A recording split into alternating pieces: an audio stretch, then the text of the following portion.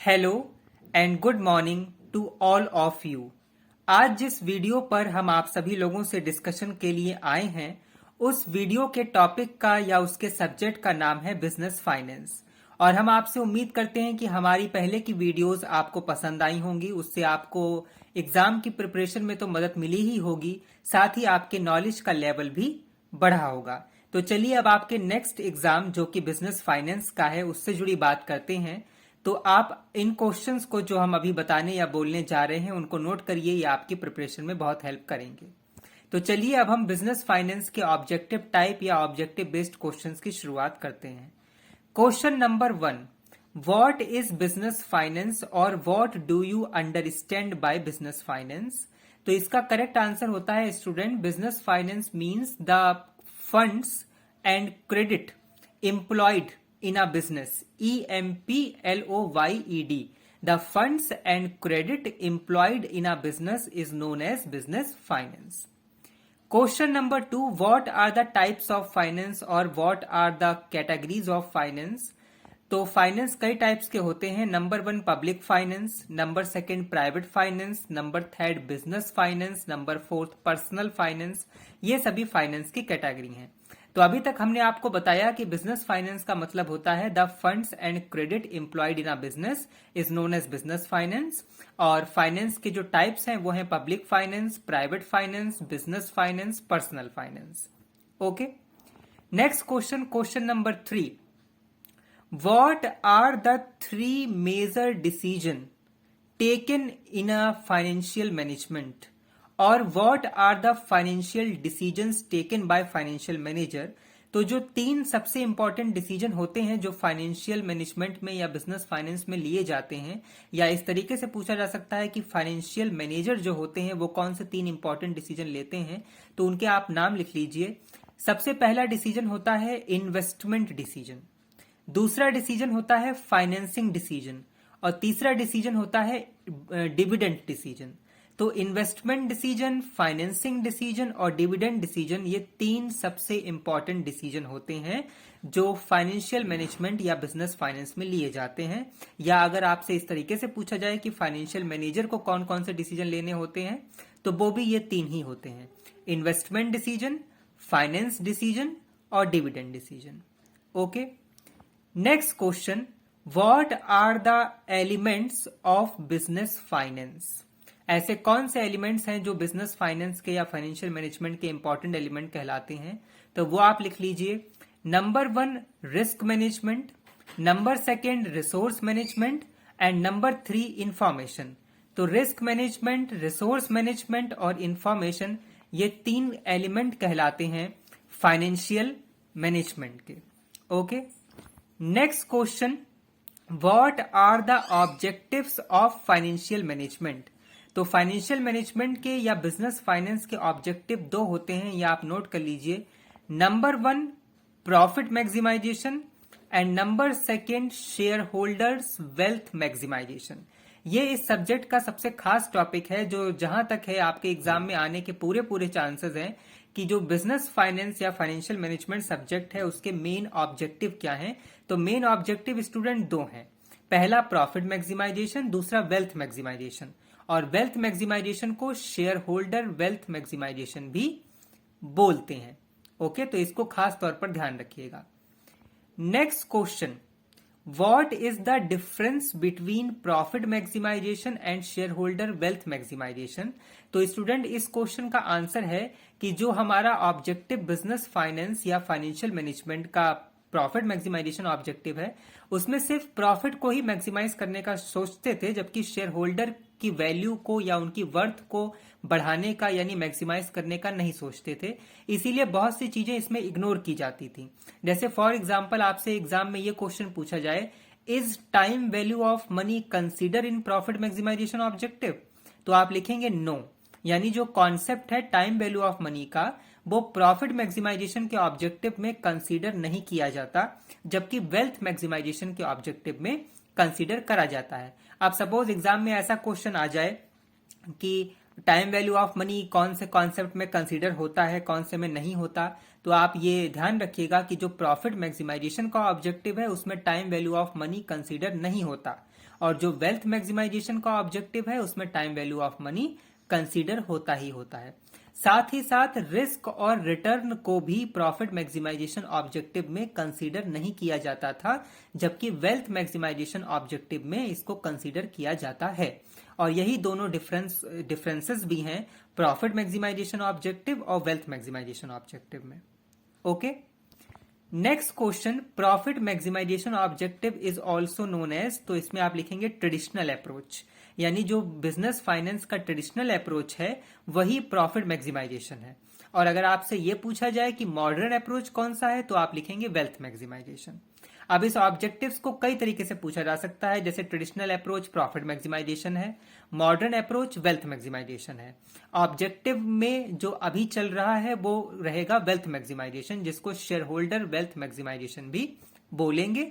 और इसमें time value of money consider है, रिस्क और रिटर्न भी कंसीडर है, जबकि टाइम वैल्यू ऑफ मनी और रिस्क और रिटर्न प्रॉफिट मैक्सिमाइजेशन यानी ट्रेडिशनल अप्रोच या ऑब्जेक्टिव में कंसीडर नहीं किया जाता था।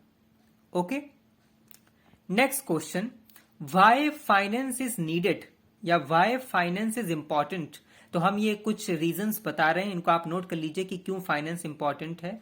Number 1, for fixed asset, for purchasing fix asset. Second, for working capital. Third, for maintaining goodwill in the market. Fourth, for facing recession. ये सारे रीजन है जिसकी वजह से फाइनेंस जो है वो बहुत जरूरी है, चाहे आपका बिजनेस छोटा हो, मीडियम साइज का हो, चाहे बड़े साइज का हो यानी लार्ज साइज का हो। Finance is needed for each and every kind of business. तो अगर एग्जाम में इस तरीके से पूछा जाए कि finance is needed for each and every kind of business तो आप लगाएंगे यस। या ऐसे पूछा जाए कि finance is needed for small concern या मीडियम ऑर्गेनाइजेशन या लार्ज ऑर्गेनाइजेशन, तो कोई भी ऑर्गेनाइजेशन हो फाइनेंस सब में रिक्वायर्ड है, बिना फाइनेंस के काम नहीं बनेगा। या इस तरीके से भी पूछा जा सकता है कि is finance is the life blood of business, तो उसमें भी आप लगाएंगे yes, finance is the life blood of business. Okay, next question, what are the types of financial planning. Financial planning कितने टाइप की होती हैं तो आप नोट कर लीजिए, 3 टाइप की होती हैं। Number 1, short term financial planning. Second, medium term financial planning. And third and last, long term financial planning. अब ये हैं क्या, इनको भी समझ लीजिए। ऐसी फाइनेंशियल प्लानिंग जो 1 साल के तक हो तो उसको बोलते हैं short term financial planning. Medium term financial planning वो प्लानिंग होती है जो 1 साल से ज्यादा हो और 5 या 7 साल से कम हो। और लॉन्ग टर्म फाइनेंशियल प्लानिंग ऐसी प्लानिंग कहलाती है जो 5 या 7 साल से भी ज्यादा हो। तो इसको इस तरीके से पूछा जा सकता है कि ऐसी प्लानिंग जो 1 साल तक होगी वो कौन सी होगी, तो आप उसको लगाइएगा कि शॉर्ट टर्म फाइनेंशियल प्लानिंग। अब ऐसी प्लानिंग जो 1 साल से ज्यादा हो लेकिन 5 या 7 साल से कम हो तो शॉर्ट टर्म फाइनेंशियल प्लानिंग। और ऐसी प्लानिंग जो 5 और 7 साल से भी ज्यादा हो तो वो long term financial planning. Okay, next question, what are the characteristics और elements of a sound financial planning. तो इसका आंसर होगा कि ऐसी प्लानिंग, कौन सी प्लानिंग अच्छी कहलाएगी, तो वो प्लानिंग अच्छी कहलाएगी जो सिंपल हो, जो क्लियर हो, जो फ्लेक्सिबल हो, जिसमें लिक्विडिटी हो। ऐसी कैरेक्टरिस्टिक्स जिसमें हो ऐसी प्लानिंग को अच्छा फाइनेंशियल प्लानिंग माना जाता है। Next question, what are the factors affecting financial planning. कौन कौन से फैक्टर्स हैं जो फाइनेंशियल प्लानिंग को अफेक्ट करते हैं, तो आप नोट कर लीजिए, nature of business, risk, attitude of management, government policy, ये सब वो फैक्टर्स हैं जो फाइनेंशियल प्लानिंग को अफेक्ट करते हैं। Okay, next question, what is the full form of EPS. तो इसकी आप फुल फॉर्म लिख लीजिए, अर्निंग पर शेयर।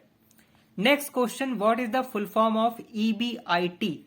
तो इसकी फुल फॉर्म लिख लीजिए, earning before interest and tax is EBIT. यानी ईपीएस हो गया अर्निंग पर शेयर और ईबीआईटी हो गया earning before interest and taxes. Okay, next question, what are the types of leverage. तो लीवरेज 3 टाइप के होते हैं, लिख लीजिए, financial leverage, operating leverage, combined leverage. Leverage की स्पेलिंग LEVERAGE, और ये 3 टाइप के हो गए, financial leverage, operating leverage, combined leverage. Okay, next question, what are the types of capitalisation. तो ये भी 3 टाइप के होते हैं, नोट कर लीजिए, फेयर कैपिटलाइजेशन, ओवर कैपिटलाइजेशन और अंडर कैपिटलाइजेशन। अब ये हैं क्या, इनको भी समझ लीजिए। जो कैपिटलाइजेशन के 3 टाइप अभी हमने बताए, फेयर कैपिटलाइजेशन, ओवर कैपिटलाइजेशन और अंडर कैपिटलाइजेशन, इनका मतलब ये है कि सपोज आपके बिजनेस में एसेट्स और लायबिलिटी बराबर है, यानी सपोज ए बी कंपनी है और उसके 1 लाख ही लायबिलिटी है और 1 लाख ही एसेट है, तो उसको बोलेंगे fair capitalisation.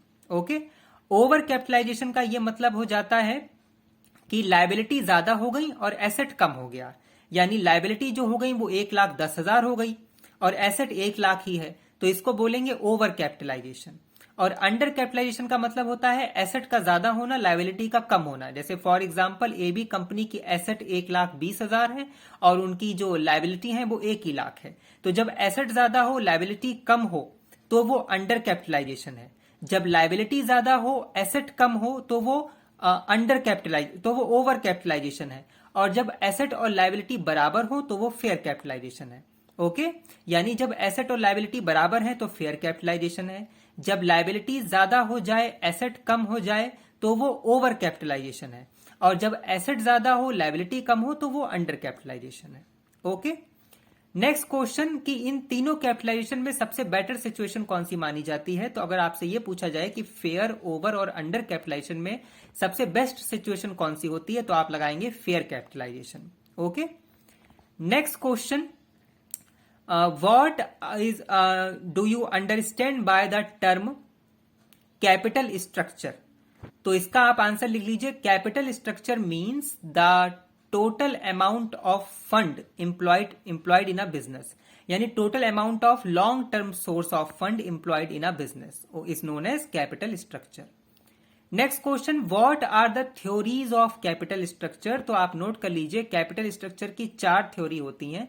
Number 1 NI theory, number 2 NOI theory, number 3 MM theory और नंबर 4 ट्रेडिशनल थ्योरी या traditional approach. Okay, next question, what is the full form of NI? तो NI थ्योरी का फुल फॉर्म होता है net income theory. Next question, what is the full form of NOI? तो NOI theory का full form है net operating income.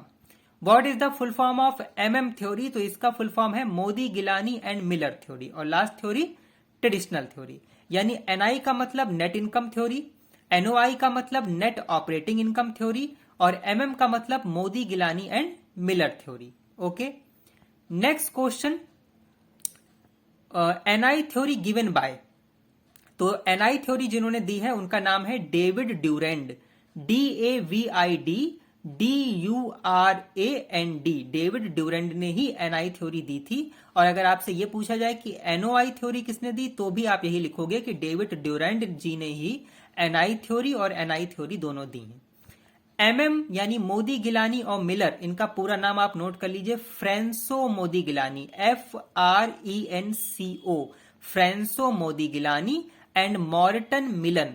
मैरिटन की full वो spelling है MERTON, तो Franco Modigliani and Merton Miller, MERTON, Merton Miller MILLAR।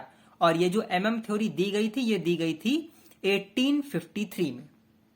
Okay, तो हम आपसे उम्मीद करते हैं कि आपको फाइनेंशियल मैनेजमेंट की ये शुरुआत की जो टॉपिक्स और यूनिट्स हैं उनकी ये वीडियो आपको समझ में आएगी। इनको अच्छे से सुनिएगा, जो टॉपिक अभी हमने आपको बताए इनको ही अच्छे से डिटेल में पढ़ लीजिएगा। इस वीडियो को सुने, हमसे जुड़े रहें। हम कोशिश करेंगे कि हम अपनी बाकी के बचे हुए फाइनेंशियल मैनेजमेंट के टॉपिक्स को भी आगे आने वाली वीडियो में जल्द से जल्द कवर करें। Till then, stay tuned with us. Have a nice day. Thank you so much. Bye bye. All the best.